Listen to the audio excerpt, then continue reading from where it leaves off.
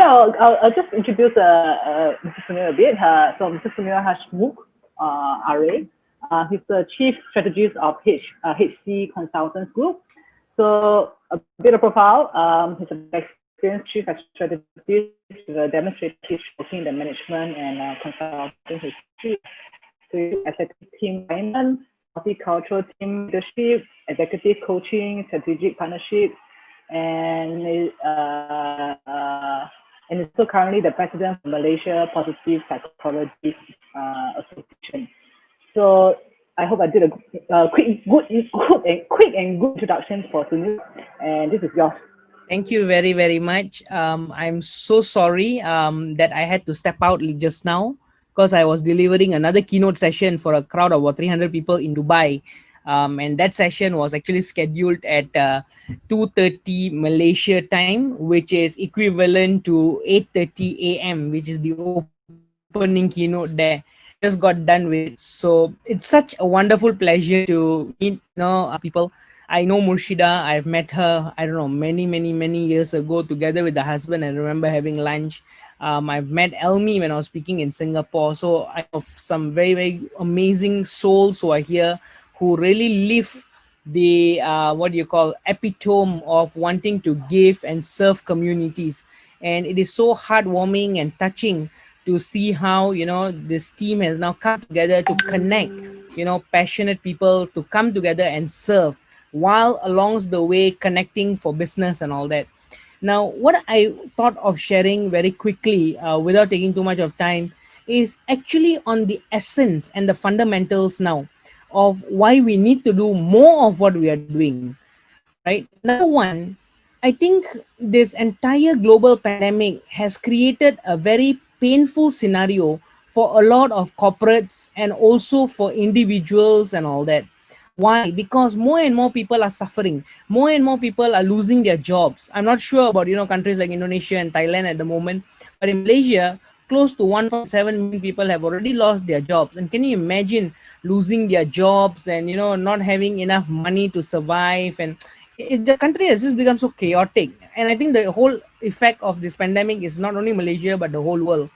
So I think it is so important and paramount critical to bring people who are like-minded with the similar intentions of wanting to serve and help communities come together, identify common strengths, identify unique strengths, and unleash our collective strengths to co-create possibilities. And when I use the word co-create possibilities, it can only happen when we all operate from the perspective and from the perception of wanting to create a positive impact in people's life. We can never ever create a positive impact in people's life when at the back of our mind is, okay, I'm willing to help so that I will be able to make more money. No, that will never ever happen, right? It is always the concept called givers gain, right? So the more and more you give, the more and more you give, the more and more you give, suddenly without you even expecting, suddenly without you realizing, the universe will conspire to come and give you what is needed to help you progress and move forward in life, right? So that has been our humble experience. I worked for 10 years for Petronas, the national oil and gas company, earning fantastic salary, doing well in the corporate space. And then I decided to pursue my passion in the area of coaching and leadership training and all that, right? Because I was a keynote speaker for the first time ever in my life at United Nations when I was 17 years old. So I've been delivering keynotes since I was 17. Now I'm 37. So literally for 20 years now, coming to 2 decades of global speaking, traveling, and all that. So it's been amazing, right? However, it started to dawn upon me that hey, there is a bigger purpose of my life. When did that happen? It happened when I did not sleep for 4 nights, wanting to prove that I'm good and I know I'm able to deliver so much of value for the corporate organization called Petronas. And I didn't sleep for 4 nights. And on the fifth night, just before I was driving to the Rotary Club of Banda Utama to deliver a talk, and I actually met in an accident after finishing that program. And that accident was one which destroyed the entire car because I was probably driving at about 150, 160 kms per hour. I know it's against the law, but I was doing it. right? And I actually hit a stationary crane. That became, I think, the biggest and the most meaningful gift of God to me in my life, because I then realized you and I have come to this world with absolutely nothing. Because when you were born, right, even giving birth, the nurse is the one who, with the doctors brought us out. The napkin, and the clothes that we wear were also given to us by somebody else. And when we die, also there will only be something called kain kapan, right? That is going to be, sort of covering our body, and we put in the coffin, and that's it. Goodbye. So the millions of ringgit and the dollars and all the material things that we've been talking about has absolutely no value. And I think this pandemic has just strengthened that belief and that fundamentals further.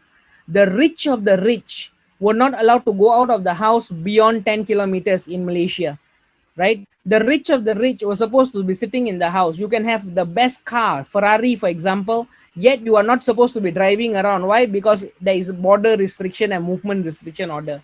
So it started to really, dawn upon us that, hey, there is something more to life. There's a bigger purpose of life. And that is the game, that we are all in for. One, empowering and enriching as many people's life as possible. Number two, leveraging on our strengths to go and do as much of good work as we possibly can. So I just want to take this opportunity to share with you a little bit of those amazing things that happened to us. When because I was supposed to be traveling to 17 different countries this year to speak at conferences, events, and deliver workshops and all that.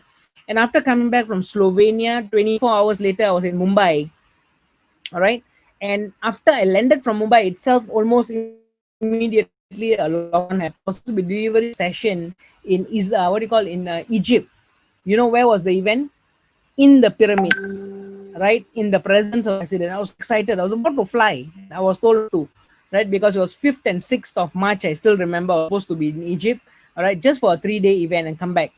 I couldn't do it. Now it is so painful to see that I could not do all these wonderful things. I say, hey, what is going to happen, right? Together with a group of coaches and friends who sincerely were very concerned, I triggered this idea. I said, the biggest line of defense that we have today are our doctors and the medical personnel. We call them the frontliners. If anything happens to these frontliners and our only defense, we will collapse as a country. So very quickly, I got a group of people, got a few corporate involved and all that, and we then triggered something called the COVID-19 frontliners support group. So what we did is we gave, the doctors and the nurses and the medical representatives and the frontliners 2 contact numbers to call, and if they needed someone to talk to. My dear brothers and sisters, you'll be shocked. In exactly 1 week, which is 7 working days, we responded to 1,700 over phone calls. Can you imagine? 1,700 over phone calls. Doctors who are shutting down and breaking down, crying, and everybody was actually, right, having this emotional downtime, right? Us lending a hand and just listening to them and speaking to them and giving them the moral support became such a wonderful thing. As that project was going on, it then dawned upon me, right, that, oh my goodness, more and more SMEs are starting to shut down, and nearly 70% of the employment comes from SMEs. What's going to happen to the country, right? Unemployability. That's it. Immediately I got together a group of about 50-60 career coaches, which I have certified before, right, to come together, and I empowered them, I nurtured them. I told them that, guys, we must do something because people are going to be losing their jobs. We need to provide them the support. Together with the Ministry of Human Resources, we pulled this, and we actually managed to hit about 5,000 hours of career coaching support for undergraduates and all that.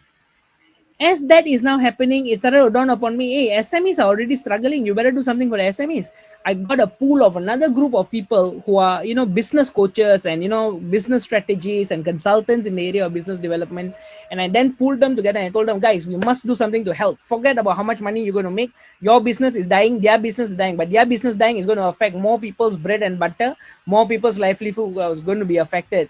You and I will still survive. True enough. We then worked with the Yayasan Usahawan Malaysia, which the chairman is a very good friend of mine. And we then reached out to more than 500 SMEs over 3 months, providing them with the emotional support, providing them with business support, providing them with, business strategic ideas. Ideas which I would probably charge clients hundreds of thousands of ringgit were now absolutely given for free. Why? Because we just wanted to help the SMEs pivot their business, because when SMEs are able to grow their business, the employability will continue there, and when employability is there, the country's economy will be there. So when you operate, right, your operating system is not from a perspective of, hey, if I give you my idea, I'm going to lose money. No, the operating system in us must be, the more we help other people, the better the community will become, and the more better the community becomes, the greater good there is going to be. So that's exactly how we launched so many different initiatives and programs and all that. And I honestly tell you, it was one of the best things that happened in my life. For 3 years, I have never been in my home for more than 10 days in a month. So technically, out of 30 days, 20 days I'm overseas, 10 days I come back to my home in Kuala Lumpur. And the last 9 months, I must tell you, we did the most amount of programs and community upliftment initiatives, right? In fact, if you're interested, get in touch with me. I'll share with you some of those, documents, guidelines, manuals that I prepared. And all this was done with only one intention. Let's help as many people as we can. Let's try to reach out as many people as we can. Then the question comes, Sunil, we are in a very challenging environment. Sunil, how do we survive? How do we thrive? How do we make sure that we are able to continue, progressing forward? So I'm sure all of you, if not some, definitely have heard this thing called VUCA, VUCA. How many of you have heard the word VUCA? Can you all just type yes on your chat box?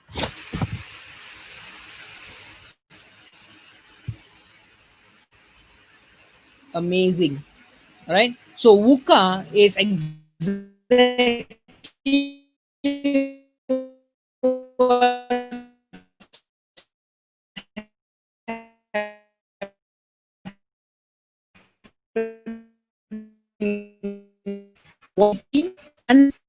and ambiguous. Tomorrow you may suddenly see on social media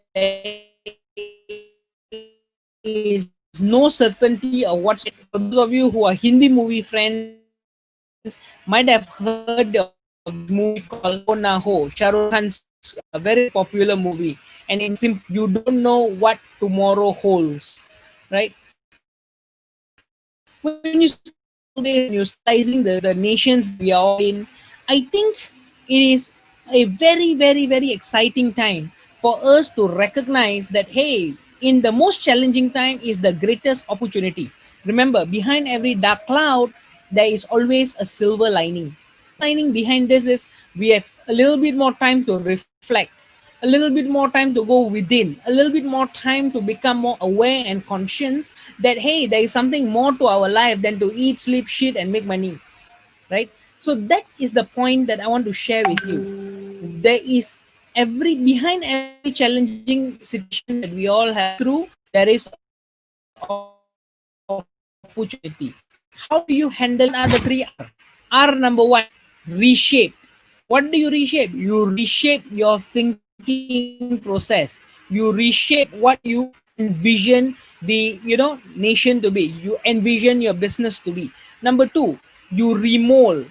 You start molding your thoughts around possibility creation, around co-creating collaborations, because gone those days where we will survive by competing. Today is the era of collaboration, but the future is the era of co-creation. Why? Because there is no one man who has all the strengths and all the capabilities on their own. What we can do is, if for example, Kirti has got certain strengths, Trecia has certain strengths, Sunil has certain strengths, Murshida has certain, now the group must come together and say, hey guys, your strength is A, your strength is B, my strength is C, her strength is D. Now, what can we do to leverage on our strengths so that we set up, say, a social enterprise? Or how can we now co-create, all right, possibilities so that we will be able to survive during this challenging era and then thrive in 2021, right? So there is the need to have VUCA in life. Number one, V, which is vision. That vision and the objective outlook of what is going to be possible, it's critical. Second U, it's called understanding. we need to be extremely understanding to the circumstances that people are. We need to start really becoming more and more aware of the surroundings that we are in, the sufferings of people and all that. And the next will be the C, which is, you know, I'm actually using the VUCA and I'm telling you what we should do for every single VUCA, right? So for volatility, we need vision. For uncertainty, you need understanding. For complexity, we need clarity, right? The more clarity you have, the better you become. All right. And last one is actually agility. You cannot be operating the way you've been operating 20 years ago and hoping that the same methodology and approach can use to survive in the next 20 years. No way, right? Those days, speaking to people over a Zoom call was considered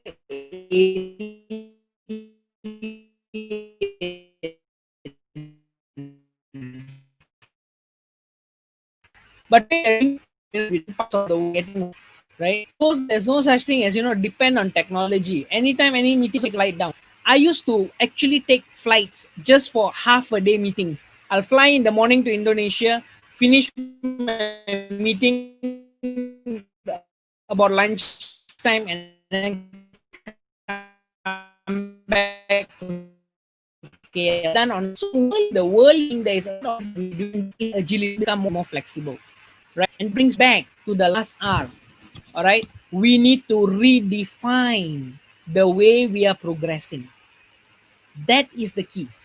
The key is to become mindful that yes, things are changing. We need to now become more and more agile. And finally, now from reshaping our thinking process, remolding our behavior, and finally, we need to redefine our action plans so that we can move forward in one united way with one common vision of empowering communities, empowering nations, and always go back to that little I said in the beginning. There is absolutely nothing that you and I will take when we leave this earth, right? We have come here, and when we leave, we take absolutely nothing. It is just that period of birth to death is where you do everything so that you can leave a legacy behind. And a legacy behind is not the money only, but it is the positive impact, the positive, what do you call, community development. It is the positive business that you create, which will become your legacy. When you and I were to die, great grandchildren will say, hey, Atok Sunil yang buat ni. Oh wow. Sebab Atok buat, kita ada pekerjaan. Sebab kita ada rumah yang ada lampu. You know, the whole perspective has to change now. No more being selfish. Now it's about being selfless. Because even what we have today is borrowed by God and Almighty to us. That's why when you come to this world with nothing and you realize that you will go back with nothing, everything becomes so much more fun. No more stress. You are happy. You are able to deliver. You are able to work with anybody as long as the intentions are pure and the cost is noble. My dear brothers and sisters, thank you very, very much. I look forward to working with you in creating more positive impact in our region, because I think there is a crying need for this right now. We need to stop people from committing suicide. We need to empower more and more people so that they become excited about life. We need to induce so much of positivity in the region so that people will continue to survive and not give up on themselves. We have got a mission, we have got a bigger purpose, and I know if we can work together, there is abundance and there is a lot of possibilities that we can work on. Thank you very much and have a wonderful weekend. God bless. Thank you, Sunil. Thank you so much. I learned a new word called VUCA. Yeah.